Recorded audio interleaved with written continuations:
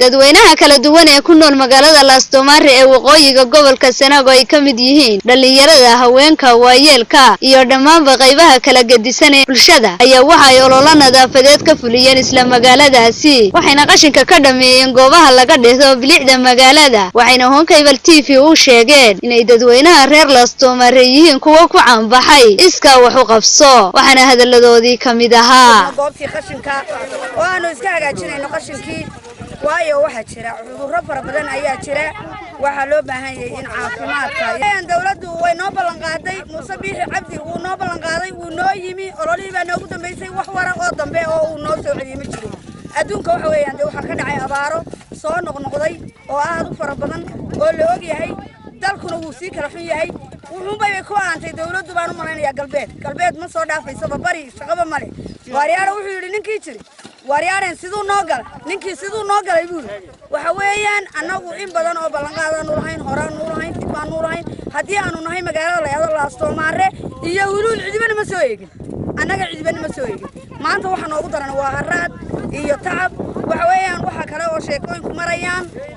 maxay tahay dhulka qaxoontigu joogo ee barakacayaasha joogan Kenya in la eego barakacu geed walba uu taagan yahay adduunyo ma joogto waxa weeyaan Laastomare xoolo ku nool buu ahaa de xoolaha uu ku joogo xoolina way dhamaadeen waa la isugu gaar ahaan Somaliland baan u cabananaa saaka waxaan isugu nimi goobihii qashinka loo asteeyay in loogu furo marka hore marka dambana laga nadiifiyo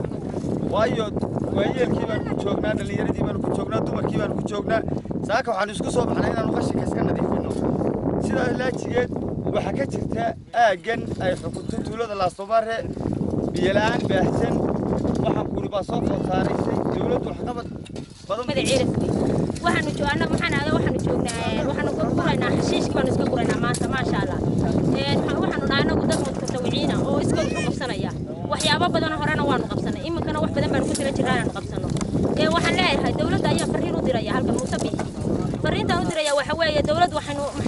ugu ballansan inay noo fulinayso riig anagu ma lihin ceel dabeeciya waxa iyagu waa baraago way naga go'een waanu aamanahay maxaan aday biyo meel kale kama tagaya waa laga shaqeynaya war anagu hadaan nahay reer gobol Sanaag oo waliba reer Laastomare waxaan nahay anaga qaxooti 5,000 oo mid oo qof oo wada Soomaaliga soo midana ayaa joogan xoolo haysan caaqadaad baanu ka dhaansanaa markay noo baahdaan ayadal cod baan doonaa way noo yimaadaan madaxweynayaasha xildhibaanadu ayna adeerka waanahay walaalka waanahay